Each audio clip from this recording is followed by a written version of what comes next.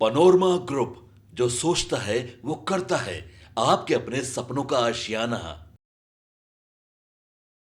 दोस्तों, याद है आपको साल 2025 का वो वक्त जब कुम्हरार विधानसभा में रातों रात खेल बदल दिया था प्रोफेसर रणबीर नंदन ने।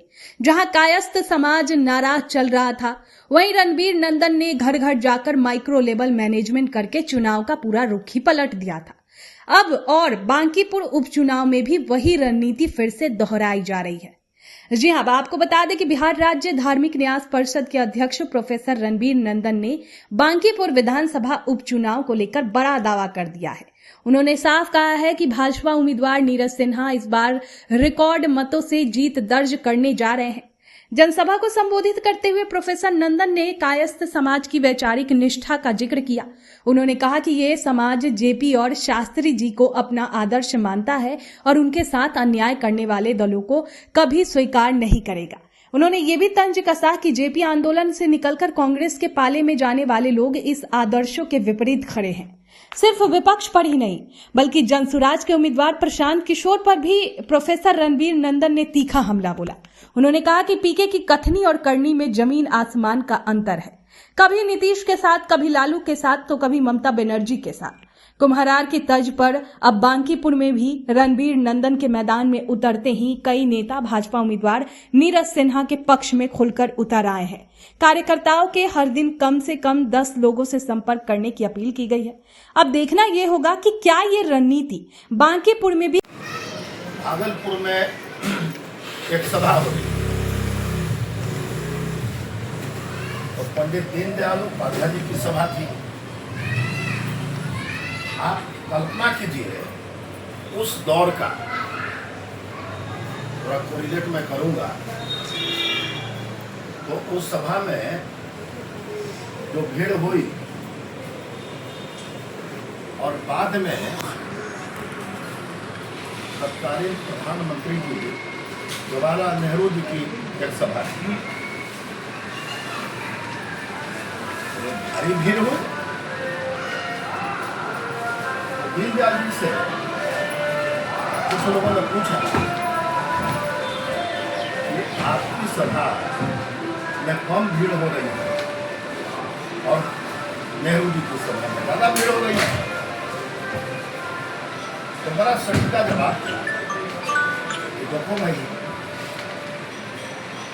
नेहरू जी को लोग देखने आते हैं, गोरा नारा शरीर है, उनको देखने आते हैं, और हमको लोग सुनने आते हैं।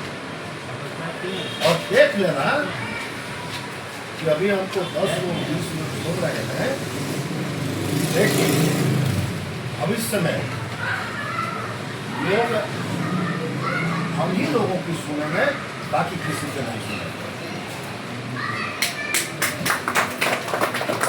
आज क्या हुआ?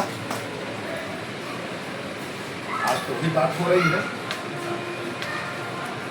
कि लोग हमारी सुन रहे हैं, राष्ट्रवादी विचारधारा को सुन रहे हैं, दीनदयाल उपाध्याय जी के वचनों को सुन रहे हैं, और उनके वचनों के आगे भी जितने जो माइलेज थे, राहुल गांधी, लालू जी, मुलायम जी और जी जितने जी हैं, ये देश आज किसी का नहीं सुन रहा है, दीनदयाल जी का सुन रहा है, उनके बच्चों को सुन रहा है, उनके एकात्म मानववाद को सुन रहा है, उनके आर्थिक सुधार को सुन रहा है। एवरीवेयर यदि देखा जाए तो कौन सुन रहे हैं? 800 वर्ष की गुलामी, हिंदुओं की गुलामी, और फिर 200 वर्ष अंग्रेजों के गुलाम हैं। 1000 वर्ष तक हम लोग गुलाम रहे। आपको पता होगा कि जब मंदिर का दर्शन हो रहा था, डॉक्टर श्यामा प्रसाद निवेदन किया गया कि आप मंत्रिमंडल में आइए, केंद्रीय मंत्रिमंडल में।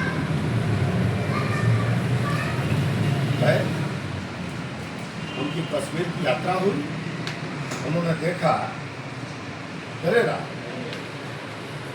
कि एक ही देश में दो संविधान, दो विधान एंड दो निशान, ये कैसे हो गया? सारा भारत में एक विधान और कश्मीर में अलग विधान, सारा भारत में एक निशान, कश्मीर में अलग निशान। ये बड़ी चिंता की बात हुई। और आपको पता होगा कि डॉक्टर मुखर्जी की मौत कैसे हुई, तो उनको अरेस्ट कर दिया गया और जहाँ हुए बलिदान मुखर्जी वह कश्मीर हमारा है, तो सिद्ध हो गया। तो बाद में डॉक्टर हेडगेवार ने विचार प्रतिपादित किया, राष्ट्रवाद की परिकल्पना की और राष्ट्रीय स्वयंसेवक संघ की एक राजनीतिक इकाई जनसंघ बनी, बाद में भारतीय जनता पार्टी बनी। और हम लोगों को स्मरण है बचपन से, हम लोग जब काम करते थे पहले दीपक छाप में हम लोग काम करते थे, दिया छाप। और एक बार क्या हुआ कि मुझे दानापुर का विधानसभा का चुनाव प्रभारी बना दिया, कलापति मिश्रा जी ने बना दिया। तो जब वोट आया और हमारे उस समय प्रत्याशी थे विजय सिंह यादव, लालू प्रसाद जी मुख्यमंत्री थे, और तब उनको हम लोग दानापुर से जितवा के दिया। अब समझे कि कैसा माहौल कंसोलिडेशन और वोट उस समय कैसा क्या कम्बिनेशन था, लोग कहते थे। और तब उनको जिता के ले आया। मैं वहाँ का चुनाव प्रभारी था। तो कलाल जी बड़ा मतलब कि आँख से आंसू निकल रहे थे कि जब मैं जमशेद का प्रत्याशी था और उस समय दानापुर जो था पटना पार्लियामेंट के अंतर्गत था, तो जमशेद का प्रत्याशी था। तब मुझे दियर में, दानापुर का 3 भाग था, एक दियर था, एक दानापुर और सुगौल के बीच का पार्ट था, तो और एक ग्रामीण पार्ट था। तो हमको मात्र 20-25 वोट मिले थे। आज खुशी है कि आज दिल्ली में 6,000 वोट हमको मिला। विचार का प्रतिपादन, विचार समय समय समय समय आगे बढ़ता चला गया। और हम उसी समाज से आते हैं जो आप बोल रहे थे, काश समाज, काश स्कूल में ही हमारा जन्म था, तो काश समाज से आते थे। तो आपको क्या गर्व है? तो मैं रहस्य की बात बता देता हूँ कि जब डॉक्टर हेडगेवार थे,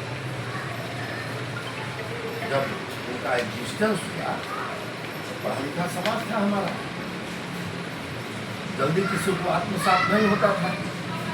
तो 10-15 नागपुर के कायस्थों ने डॉक्टर हेडगेवार जी के साथ रह के भारतीय जनसंघ की वाणी को पहुंचाने का काम किया। और उसका गर्व इसीलिए हम लोगों को है, इसी कारण कायस्थों के वर्ग में आरएसएस बसता है, भारतीय जनसंघ बसता है और भारतीय जनता पार्टी बसता है। अब इधर आ जाइए, हमारा मत क्यों नहीं दूसरे पार्टी पर जाता है? इसलिए नहीं जाता है कि जयप्रकाश नारायण जी 80 वर्ष की उम्र थी, इंदिरा गांधी को बेटी मानते थे। उसी इंदिरा गांधी ने जेपी को नजरबंद कर दिया, छात्र आंदोलन हुआ, नेतृत्व जेपी ने किया। और आज शर्म है वैसे नेता पर, वैसे नेताओं पर देश में जो जेपी आंदोलन की उपज थे और जेपी के विरुद्ध जो भी सिद्धांत और विचार थे वहाँ चले गए। जिस कांग्रेस से लड़ाई जेपी ने लड़ा, वो लालू यादव देखिए कांग्रेस के मतलब कि हाथ में खेलने लगे, एग्जाम्पल यहाँ पर है। उसी आंदोलन की उपज बगल में मुलायम यादव देखिए खेलने लगे। उसी आंदोलन के एक नेता नहीं, अधिकांश नेता कांग्रेस के हाथ में खेलने लगे। और कायस्थ समाज में क्या बात आई तो कायस्थ समाज आज तक मानता है कि हमारे नेता जेपी को यदि किसी ने मारा तो इंदिरा गांधी ने मारा, कांग्रेस ने मारा, इसलिए आज भी काय समाज कांग्रेस को जेपी का हत्यारा समझता है। तो मैं सेंटीमेंट की बात कहता हूं, जब हमारे भाई ने जब समाज की बात कह दी, काश की बात कह दी, तो हमको तो अपने लोगों को समझाना पड़ेगा। अभी प्रत्याशी की बात नहीं है, हो गया जिसको होना था। सब लोग अच्छे अच्छे लोग थे, उम्मीदवार थे, ठीक है, उनका चयन नहीं हुआ, लेकिन अब तो चयन हो गया, 10 दिन बीत गया, इसलिए there is no any conclusion. हम जेपी के हत्यारी पार्टी को इस बांकीपुर के चुनाव में कभी मौका नहीं दे सकते, ऐसा काय समाज का द्वारा। और इन बातों को जरूर कहना है। हत्या कर दी गई उनकी, भले चंगे थे, इतना बड़ा छात्र आंदोलन करके परिवर्तन उन्होंने करा दिया, लेकिन उनको नजरबंद कर दिया गया। किडनी की बीमारी से वो ग्रस्त हो गए, उनका डायलिसिस होता था और उसी बीमारी से उनकी जीवन यात्रा समाप्त हो गई। कौन जिम्मेवार? जिम्मेवारी किसकी? जहां भी परिवार में कंफ्यूजन है तो आप इन बातों को रखिए। यदि काय समाज के हो, पढ़ लो भाई जेपी का इतिहास, जेपी की हत्या किसने की, और माफी मांगा है लोगों ने इमरजेंसी के बारे में, सोच लीजिए। इधर दिमाग खुला तो लोगों ने माफी मांगा कांग्रेसियों ने कि जो इमरजेंसी लगाई गई थी वह गलत लगाई गई थी, और उसके लिए हम देश से क्षमा प्राप्त। और वह कम्युनिटी कंफ्यूजन में रहे तो सवाल ही नहीं पैदा। और इसीलिए ठीक कहा आप लोगों ने कि भाई मुहूर्त तो लग जाता है बीजेपी, बट कंफ्यूजन है, तो वो कंफ्यूजन के बारे में थोड़ा पाश बता दीजिए। घर में यदि पत्नी को कंफ्यूजन है, बेटा को कंफ्यूजन है, तो ये जरा भाई जेपी को पढ़ लो कि हमारे मतलब कुल के यदि देवता कहे जाते हैं, उनकी हत्या किसने करा दी? कांग्रेस ने करा दी। और ऊपर पहुंचे लाल बहादुर शास्त्री, इतने बड़े मतलब कि मनीषी, इतने बड़े पॉलिटिकल माइंडेड, किसने हत्या करा दिया? ताशकंद में। आज तक रहस्यपूर्ण हो गया। जब शरीर मरने के बाद पूरा शरीर नीला पड़ गया था, और जब आप देखिएगा विमान से जब उनका शव आ रहा था, एक मैं सेमिनार में था, आपको विद्यापति भवन में अपने काय समाज का ही सेमिनार चल रहा था, तो फिल्म दिखलाई गई थी, आप लोग को भी स्मरण करा देते हैं। उस फिल्म में जब उनका डेड बॉडी उतर रहा है, इंदिरा गांधी की रहस्यमयी मुस्कान उसमें सामने आई। ये अभी तक को याद है, इतना रहस्यमयी मुस्कान इंदिरा गांधी का था। बस उनको तो लगा कि अब भाई गद्दी तो हमें मिलने वाली है, तो गद्दी उनको मिली, लेकिन इन लोगों ने जो क्रिकेट किया, उस क्रिकेट के कारण हत्या की राजनीति, बदनाम करने की राजनीति, परेशान करने की राजनीति, ये सब गिफ्ट है कांग्रेस की। उसने गिफ्ट किया। आज देखिए कोई परिवार में जो दीवार है लोग, तो देखिए कि उनकी क्या स्थिति बनी।